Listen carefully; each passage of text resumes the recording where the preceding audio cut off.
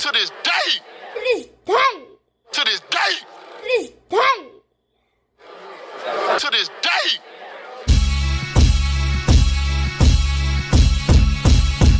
I was just going to ask, really, how much interest do you feel like you still have in that fight with Joshua? I mean, I'm a fighter. He a fighter. As long as he in the division, I'm in the division. Then always going to be hope. It's always going to be a discussion. I would say.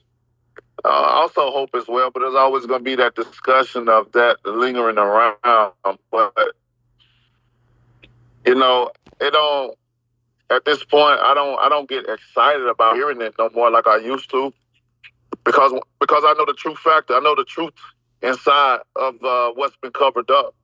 And they always say the truth will set you free, and I'm free. I'm free from it. I don't get excited about this talk no more.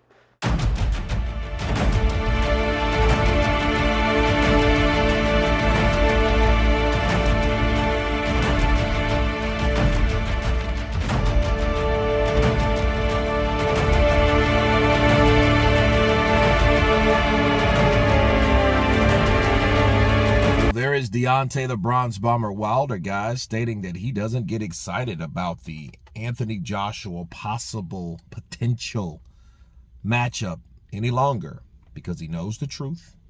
He knows what's been covered up inside. And let me counterpunch. I think for Deontay Wilder feeling that way, I think he's understanding that a lot of people, they talk about the AJ fight, but he sees that it's fading. Anybody could see that fight should have been done.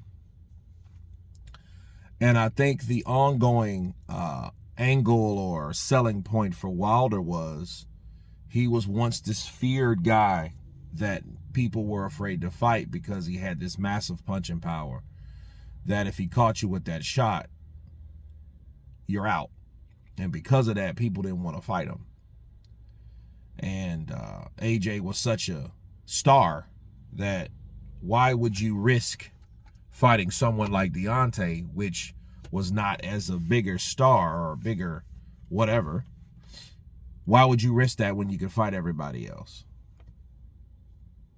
And the counterpunch to that is what's been covered up, if anything was covered up, I think it was on both sides now at this point. If you look back at 2018 and you look at the offers that were made to Wilder, his team turned it down. I'm not even really sure how Wilder felt personally about it, but however he felt personally didn't matter because his team was the one that ultimately made the decisions. You know what I mean? Or the result was he didn't take the money that was offered to him. And in messages that he sent to other people, he admitted that that wasn't the best idea.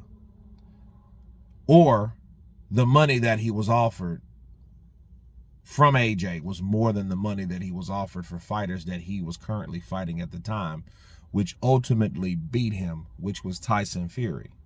You see what I'm saying? So with that information alone, there's nothing you could really argue on the behalf of Wilder. Even if Wilder was telling the truth, the offers that they made him, his team sabotaged those. If it's not his team, it's him. So, it's still on Team Wilder's side. He could have took that money. See, he agreed to a fight in 2018 before the $100 million, before the $50 million. And you don't even hear about that no more. You don't hear about the $50 million. And the thing is, I'm like this. The $50 million and the $100 million should go hand in hand because it was a direct counter to get Wilder into the ring, but get him on the zone to raise the popularity and the buzz around the zone, right? So that didn't happen. However, I'll say this. The fight, if it was going to be made and it was going to be resurrected on it happening, Turkey would have made it happen. The only problem was Wilder lost first and AJ lost second. But it really didn't matter at the point because Wilder lost back-to-back. So whenever he got on the Zone's prime time, he come up short because he fought guys that he's never fought. He's fought guys that were either former champions and Olympians and, you know, very dangerous fighters. Zhilei Zhang was a very dangerous fighter. We seen that against Joe Joyce. So, you know, we wondered, well, could Wilder do this with all this weight loss and all this ayahuasca and all this drama and outside personal issues that he had? Could he fight someone or beat someone like Zhilei Zhang? He just got outboxed by Joseph Parker. So, you know, a lot of those things, bro, you thought about. And we got the answer. He was not. Where Wilder was knocking out guys like Francis Ngannou. I mean, AJ was knocking out guys like Francis Ngannou. Wilder was, getting knocked out by Zhilei Zhang. And you may argue that, well, hey, you know, Wilder, what would Wilder do with Francis Ngannou? Well, I mean, we don't know because they never fought. So I'm not faulting Wilder for that, but Wilder's opportunities lied with his own ability to win, and he didn't. He come up short. He didn't win those fights. And for him to say, oh, well, man, you know, I know the things that were hidden. Well, I knew what wasn't hidden, your ability to win fights. You should have been able to come up with those wins if you really wanted this fight bad. You can't get mad because you lost. So the idea of him fighting AJ, I think he knows realistically now that if I was going to fight AJ, I would have to fight someone just as tough as the fighters that I fought that I came up short with. You see what I'm saying? Especially based on his last performance. To keep it a buck, they both look like trash. Joshua got knocked out in 5 rounds by Danny Dubois. Deontay Wilder won his last fight, but I feel they stopped it early, and I think they deprived him from the highlight reel, but he didn't look good. But I don't think that necessarily he was supposed to look good. But him saying what he's saying, well, I don't feel the excitement. I don't get happy about it no more. You know, I think he knows that those guys, him and AJ, they have to win a slew of fights to even muster up a resurrection of interest to want to fight each other again, because there's no belt on the line. And the cover-ups don't mean shit because there's nothing at risk. So I don't believe that. I just think that those guys, if they're going to get them to fight, they need to throw them on an undercard. But then those guys are really not mentally or accustomed to being undercard fighters. Imagine AJ being on somebody's undercard. Nah. Even the days of reckoning, Wilder was the co-main event. Joshua was the main event. You see what I mean? They're not accustomed to that. They all have their own thing going. But it has to be at something that is at stake. And there's nothing at stake. So the narrative that, hey, you know, I know they covered up stuff. Are you referring to 2018 or 19 or whatever? That shit's getting old. Because you guys have had a shitload of losses, both of you, to be talking about who's covering up anything.